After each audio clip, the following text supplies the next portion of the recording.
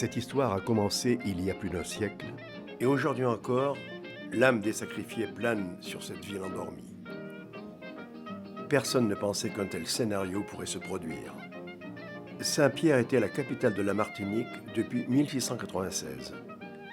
Le traité de l'abolition de l'esclavage avait été signé dans cette même ville en 1848. Les Indiens sortis libres des comptoirs français de Pondichéry étaient arrivés quelques années plus tard. La ville rayonnait dans toute la Caraïbe et s'imposait comme une plaque tournante du commerce transatlantique. Elle véhiculait déjà une nouvelle forme de culture métissée, perméable et poreuse à tous les souffles du monde. Mais Saint-Pierre était aussi la capitale mondiale du rhum, riche d'une vingtaine d'habitations distilleries, dont la plus prestigieuse était l'habitation Périnelle, dirigée par la famille de Paz. Cette ville, surnommée le Petit Paris des Antilles, ou encore la Venise tropicale, avait rendez-vous ce jeudi 8 mai 1902 à 7h50 avec son histoire.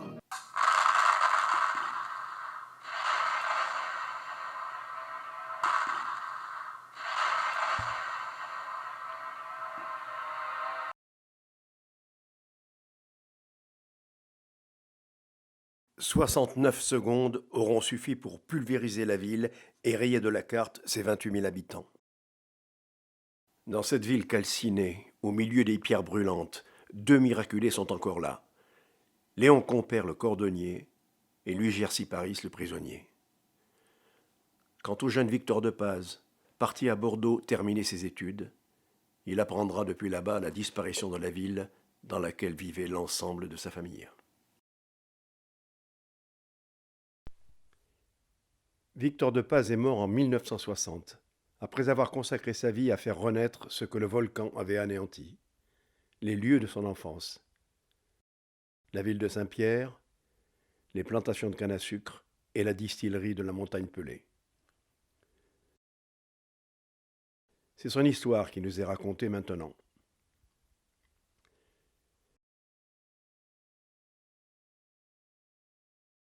Oui, ce sont les parents, mamie, ce sont vos grands-parents, ça. Raoul de Paz et Yolande Sougne. Yolande Jouque, pardon. Ah oui, donc là, Victor de Paz, il est sur les genoux de sa mère.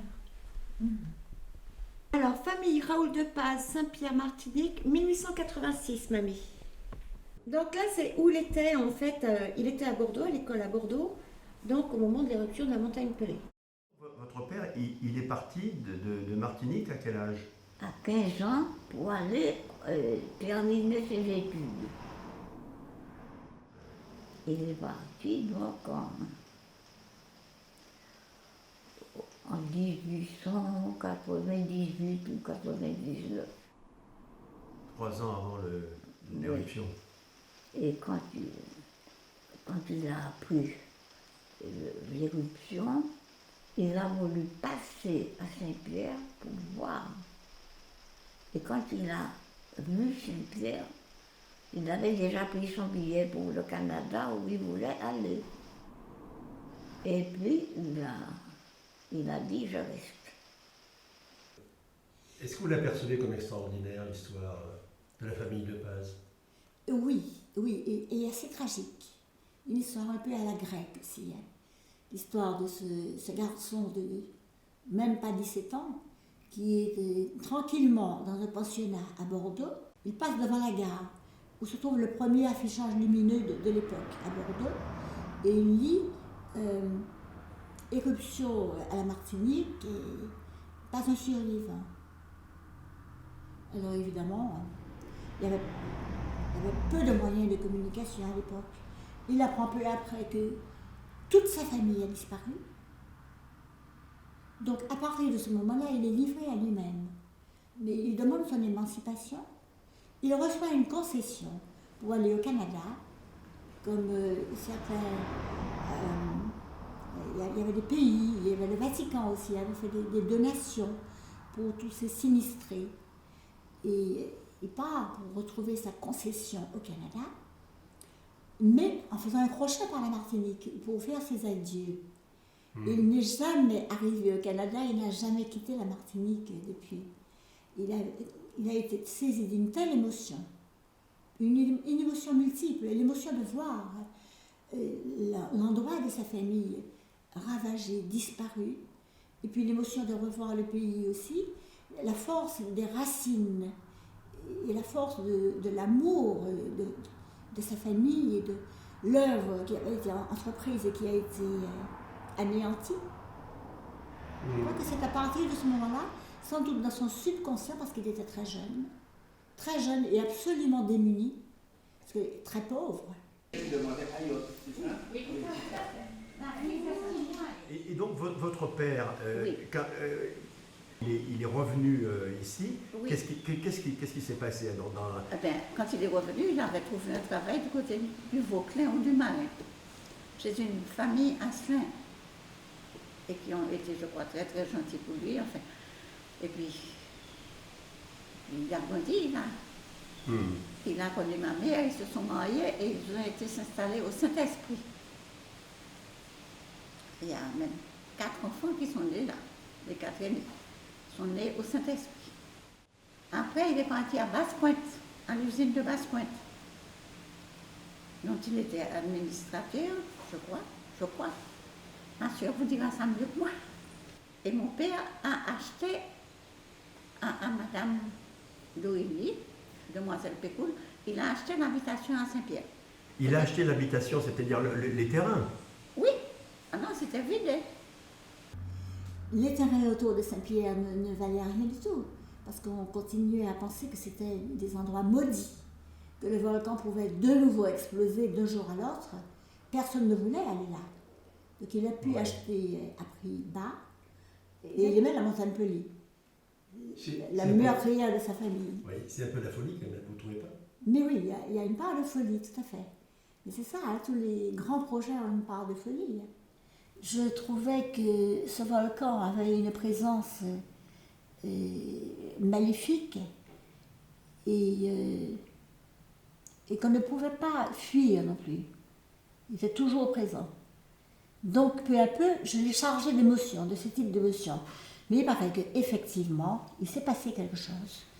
Dans le carnaval qui a précédé cette année-là, il y a eu beaucoup d'affronts faits à la religion, des blasphèmes ouvertement dans la rue, et que ensuite des gens ont dit cette aiguille qui s'est faite au-dessus du volcan, parce que pendant longtemps il y a eu une espèce d'aiguille comme une colonne très haute, je ne me souviens pas de sa hauteur, mais très très haute, qui est restée pointée pendant longtemps. Et on a dit que c'était le droit vengeur de Dieu qui s'était abattu. Alors prenez-le comme vous voulez, mais il y a des gens qui croient réellement que c'est une malédiction pour eux, parce que pour avoir blasphémé comme ça, à la veille de Pâques, avoir blasphémé sur Dieu. Mais votre père, il vous a raconté comment il a pu acheter tout ça, construire une distillerie, construire le château. C'est en 1922 qu'il a construit le château. Le château a été fini en 1922. Et nous avons habité en 1923.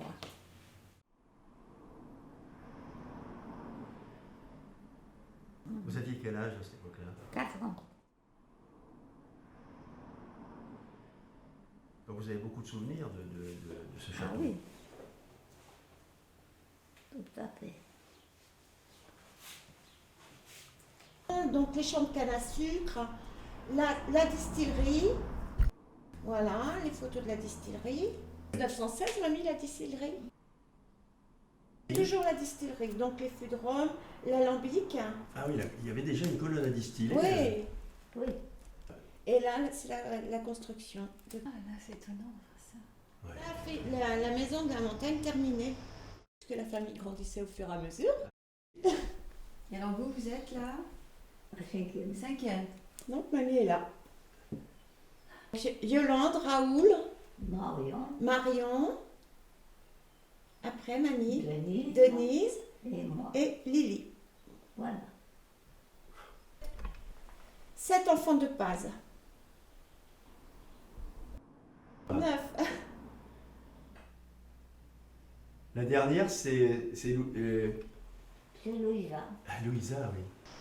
Avec le réveil de la montagne Pelée en septembre 1929, M. Victor de Paz laisse sa maison de la montagne Saint-Pierre et s'installe avec sa famille à Moulins-l'Étang, Basse-Pointe. Il rentrera à la montagne Saint-Pierre en juin 1932 pour la rentrée des classes aux Mornes Rouges.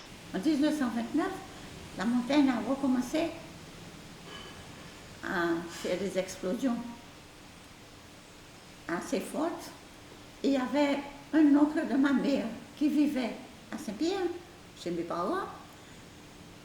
Quand mes parents sont partis à Basse-Pointe avec leur famille, enfin, toute la famille, tout le monde est parti, lui, il est resté un peu surveiller la maison et surtout disant à mon père, mais tu manques beaucoup, c'est un spectacle superbe le soir, vous voyez à peu près. Mon dernier frère est né à Saint-Pierre, et puis je suis remontée parce qu'en 1932, ça a recommencé. Je veux dire, c'était... Les gens ont peine à imaginer cette famille, nous étions nombreux, comme mon frère aîné, ça faisait 11, mon dernier frère. Alors, quand il faut surveiller tout ça, à droite et à gauche, Ah oui, c'était constamment des déménagements alors. ben oui, c'est l'impression que j'ai. Mais j'étais trop petite pour m'en souvenir. Par contre, je me souviens très bien de toute mon enfance à Saint-Pierre. Jusqu'à partir de 1932, il n'y a plus d'éruption. On a habité entièrement à Saint-Pierre, toute la famille. C'était dans ce château immense, là, il y Eh avait bien, c'était rempli. beaucoup de chambres, beaucoup de chambres. Oui, mais c'était... Mais oui. Enfin, c'est de vous dire que... Enfin, pour moi, mon enfance, c'est Saint-Pierre. Ouais.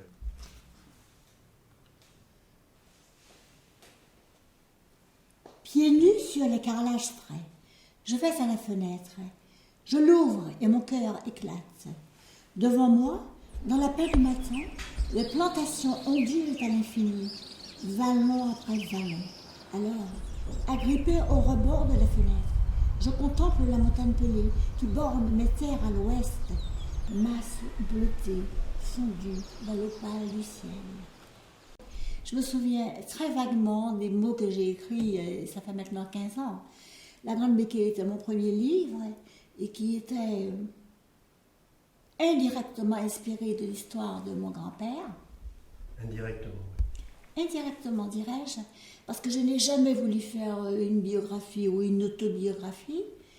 Et tout c'est plus que des souvenirs, des sensations, des sentiments, toute une nourriture de l'âme, de l'esprit, de la sensibilité, et sommeillait au fond de moi, mais faisait partie de mon être. Et les Antilles, pour moi, c'est le château de Paz. C'est mon enfance au pied de la montagne pelée, tous les Noëls et les fêtes de famille et les vacances passées en compagnie de mon grand-père Victor de Paz et de ma grand-mère Marie-Thérèse. Et tout ça c'est revenu.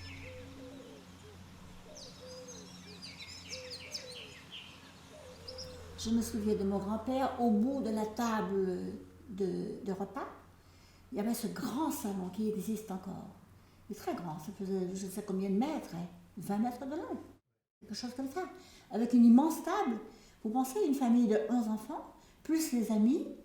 Et mes souvenirs d'enfance, quand je passais des vacances, c'était tout le temps.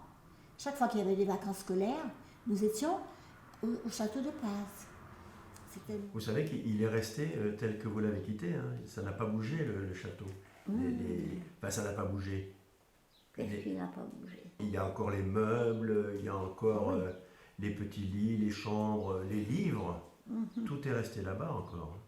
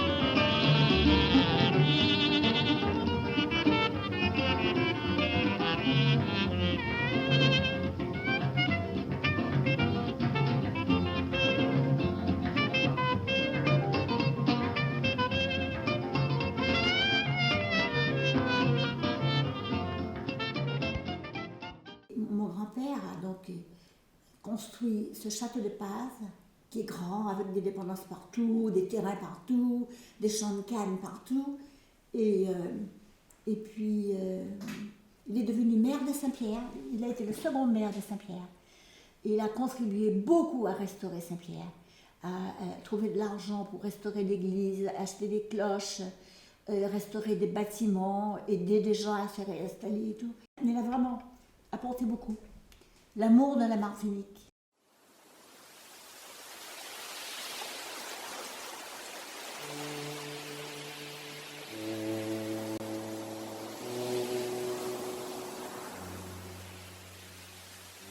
Le château de Paz a été entièrement restauré.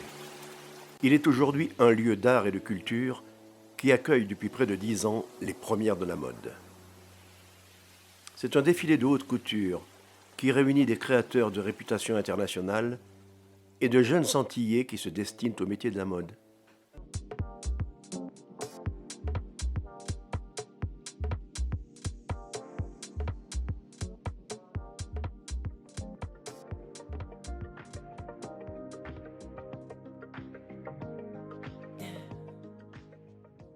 Alors l'idée même, c'est quand même de faire de Saint-Pierre, qui est une ville d'art et d'histoire, avec la montagne Pelée, qui sera peut-être très bientôt classée patrimoine mondial de l'humanité par l'UNESCO, cette ville qui a été la capitale de la Martinique, qu'on a appelé le Petit Paris à l'époque, véritablement un devenir, mais un devenir dans quoi? Dans le luxe, dans le glamour, dans la mode, certainement. Et pour commencer, il fallait d'abord aller chercher les élèves dans les classes de couture, de coiffure, de maquillage, ce qu'on appelle les métiers des sections, des métiers de la mode, et les faire commencer à émerger, les faire rencontrer de nouveaux stylistes nationaux, mais surtout internationaux, pour voir que, quelque part, ils ont une carte à jouer à ce niveau-là, parce que véritablement la mode, c'est une industrie créative qui traîne derrière elle le maquillage, la coiffure, les cosmétiques, la mise en scène, le mannequinat et tous ces éléments-là. Et les jeunes aiment ça. Donc, quelque part, il faut aller les chercher littéralement. Et je crois que Saint-Pierre, véritablement, a ce rôle-là à jouer. Et nous allons essayer de le jouer avec les premières de la mode, avec un certain nombre de partenaires qui nous encouragent. Comme vous avez pu le constater, nous avons des talents. Nous avons des talents au niveau de la création, au niveau du maquillage, au niveau de la couture, au niveau de la mode. Et c'est vrai que tout ce qu'ils ont besoin, c'est surtout de visibilité. Saint-Pierre redevient ainsi pendant quelques heures le Petit Paris des Antilles, capitale de la mode, du luxe et du glamour.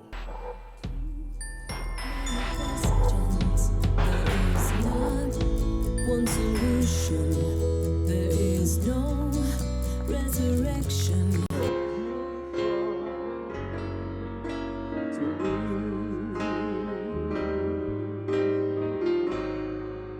You are so wonderful.